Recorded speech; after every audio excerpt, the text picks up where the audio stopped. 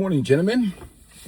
As a Gen Xer, I remember in the early 90s when I was a part of the church, when a lot of men my age were part of the church, where you started seeing a mass exodus of masculine men with self-esteem from the church, including myself. Young man, got out of college, trying to find your way in this world, working. But there was a common theme that you recognize. Every Sunday, Wednesday, whatever you go, Bible study on Wednesday, there was a beat down.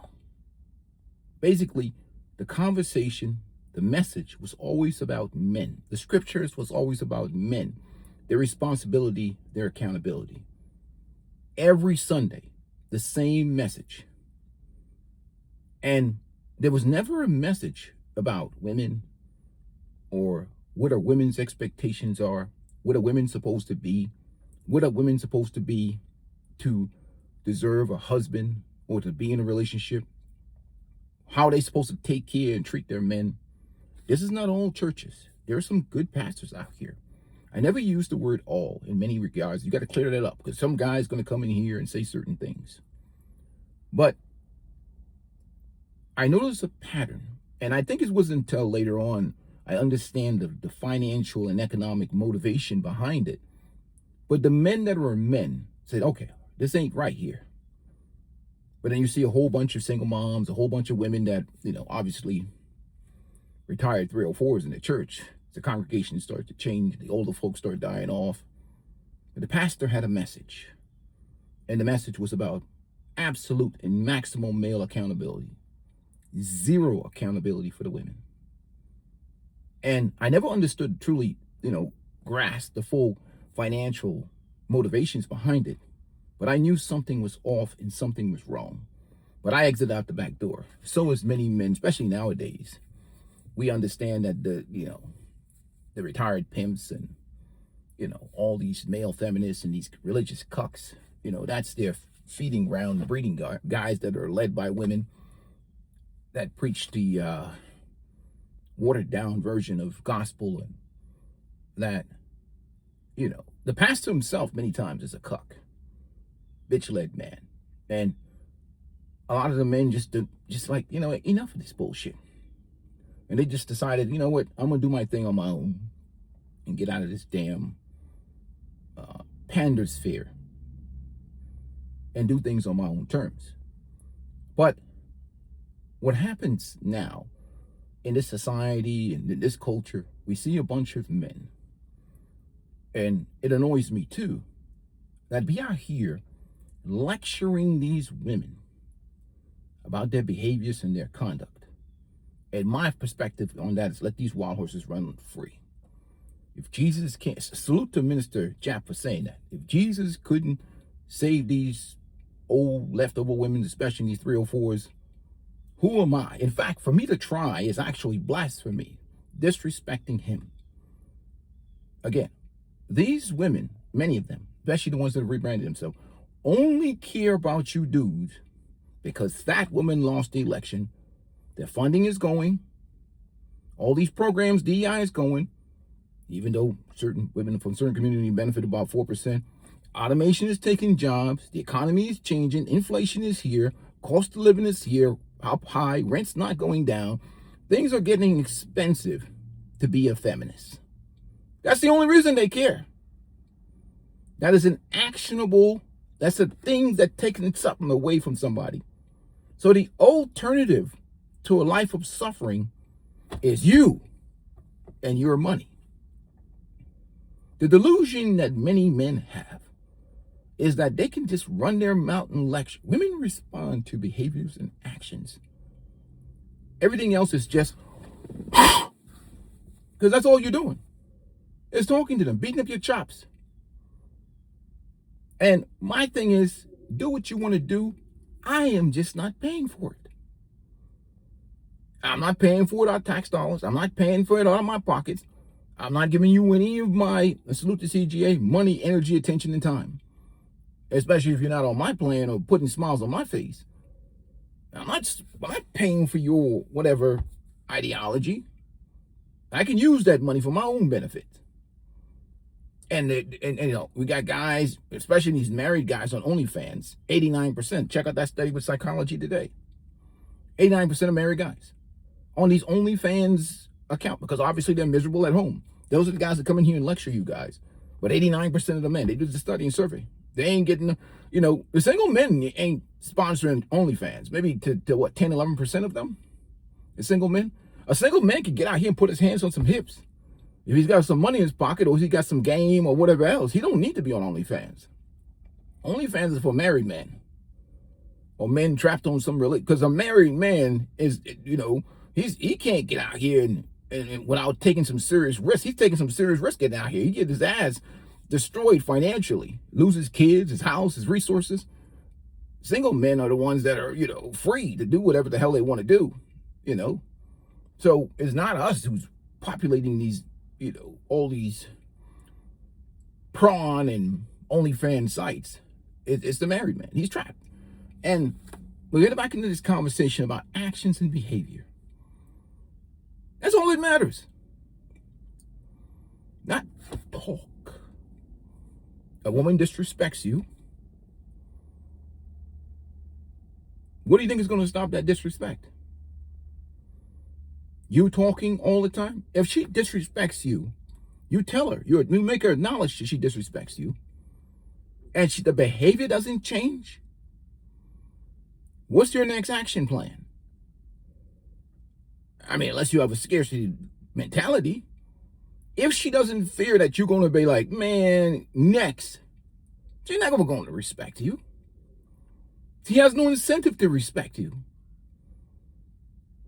Because you're a talker. I don't talk.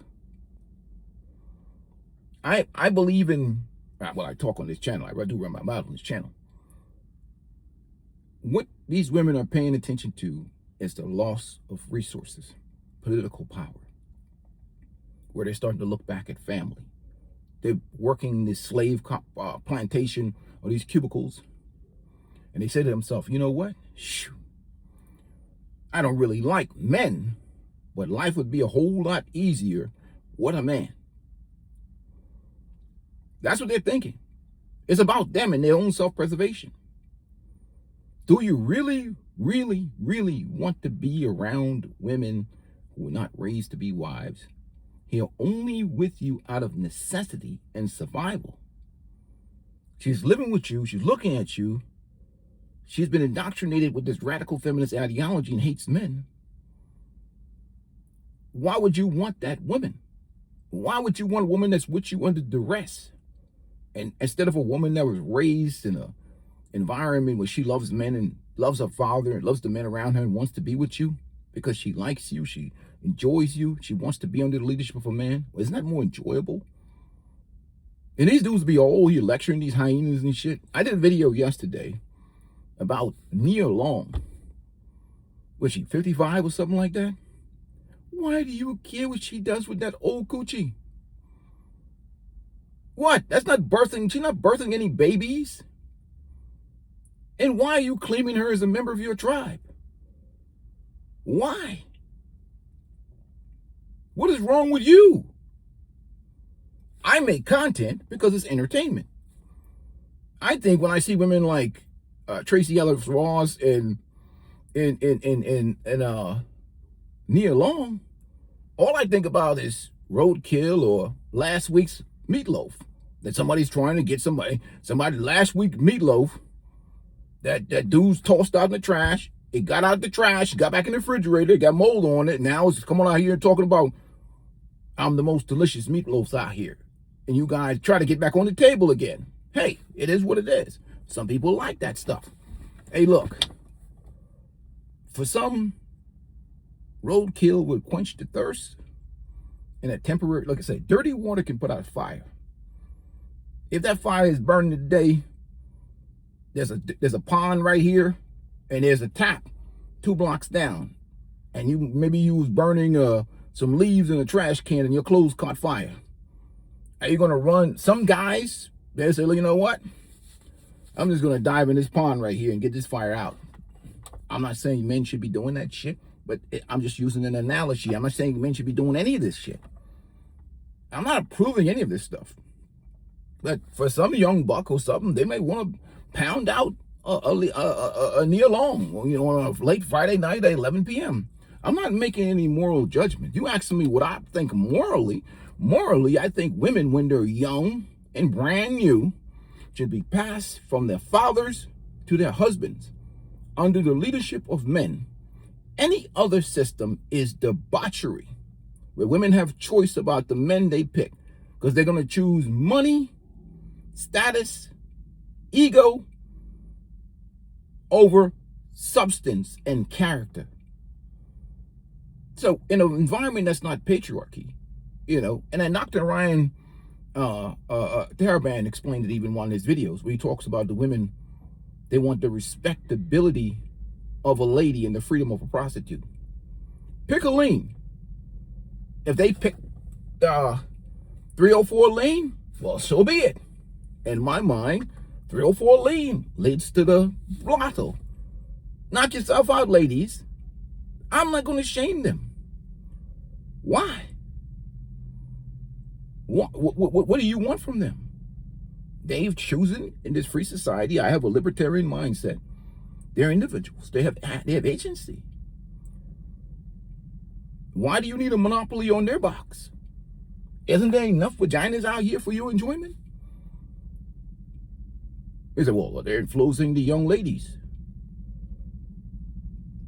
How is that possible? Don't tell me what Nia Long says. Why is Nia Long so comfortable saying what she says? Because she because she knows that it's a matriarchal, gynocentric environment, and bitch-led men have no power. That's what she knows. She knows the guy's going to come in there lecturing with their Bible, talking about, with Jesus this and Jesus that, and what the Lord say and what the Lord say that. And women don't care about that stuff. They all in the church right now, rebranding themselves. The church has become like, you build engines of Jasper. The church is like a vagina rebuilding center. They already know what the word of God says. In fact, they have perverted it and diverted it. Use the word obey. They even remove that from the scriptures. They think that means evil, patriarchy, mastery, and abuse. But, go back and talk about the husband is the head of the wife to some of these old women. See, they don't want to talk about, they want to talk about everything that you're supposed to be as a man. But they don't want to talk about what they're supposed to be as women. Why would they do that? Because then they'll say, well, they're not qualified for what they're asking for. See, they want you to be traditional. Yeah. A real man is this. A real man is that. Oh, what am I getting? You're saying I should be all these real men, but I'm guy number 35. Huh? Because it's only a one-sided conversation about what men's supposed to do. Never, and what men's supposed to be. And what men's supposed to be to deserve what they want. Never about what women's supposed to be. Or what women's supposed to do. Or what women's supposed to be or do to deserve what they want. It's always about them. And it's always about profiting off these women in these institutions. Doesn't matter what side of the spectrum one swings. You got the religious married cucks telling men to get out here and sign that contract with the state. No, actually, some of them guys have changed that tune. They talk about the religious marriage and whatever else. But most women very few women are going for that. So they want that. Women don't just give up power and advantages like that. They're going to go for the state contract. So they're going to hold your ass accountable. What would be the gain? They're going to try and get some of that property, that money. And when you act up or don't do, or she's a covert feminist and she do the switch up on you, you have that leverage with the state and with the government. I mean, look at Steven Crowder. Look at all these guys. When shit falls to pieces, run to the state to put that leverage on your ass. So they're not giving up no power or all that stuff. So inevitably, The laws are what matters. Policy is what matters. There's no changes in the laws. That's what these religious cucks will never talk about, is the laws. Why? Because they think that you can just pray your way out of these things. You just pray your way. You just go to church like a good old boy, and you pray and pray and pray and pray. And if things go bad, you pray and pray and pray and pray more and more. And the problem is they don't even consider the fact that the person they have next to them has been through the ringers of sexual liberation. If you want to work your system, why not have women that are unsoiled and uncorrupted pass from their fathers to the young men that have been mentored and properly raised? Stick with your tribe and do those things the right way. Otherwise, out here in the Serengeti, the rules of engagement are what they are. This is the real world, not the world of fantasy that many people try to live in, where the rules of engagement is what it is. This is a gynocentric environment. This is a gynocracy. And especially in the Black community, it's a matriarchy. That's why all these women are so comfortable saying what they want to say and doing whatever the hell they want to do. Because who the hell is going to do something about it? These panderers, the Boyces and the, Gaskins and the Derek Jacksons of the world, or on the white side, these other panda bears, they ain't about to do shit but kiss women's ass and make more money off that content. And the dudes that's coming in here religiously talking and virtue signaling, women don't give a rat's ass about you. When I make videos like I made yesterday, they're dialed in. They're like, no. Because a person like Nia Long doesn't really want to do what she's doing.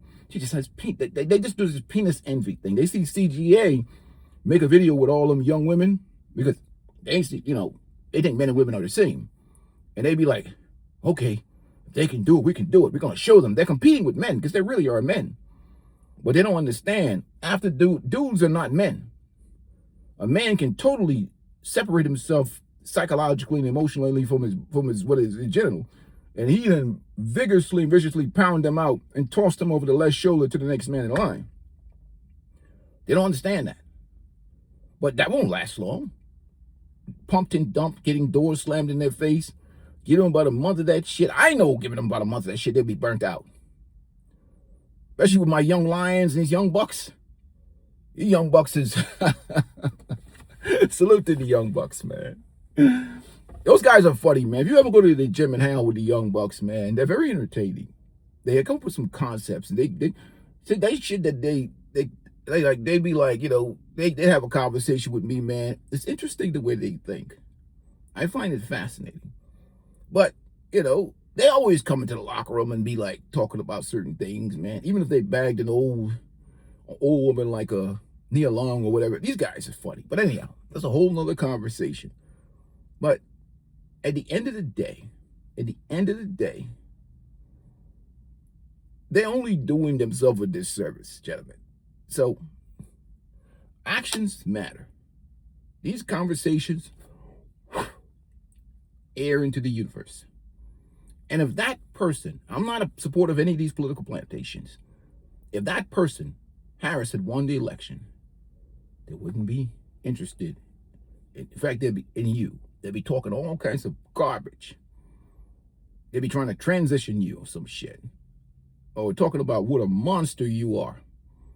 But economic hardships and their need for survival has changed the dialogue. Peace and blessings to you guys. Hey, enjoy your day. Make sure you hit the like button.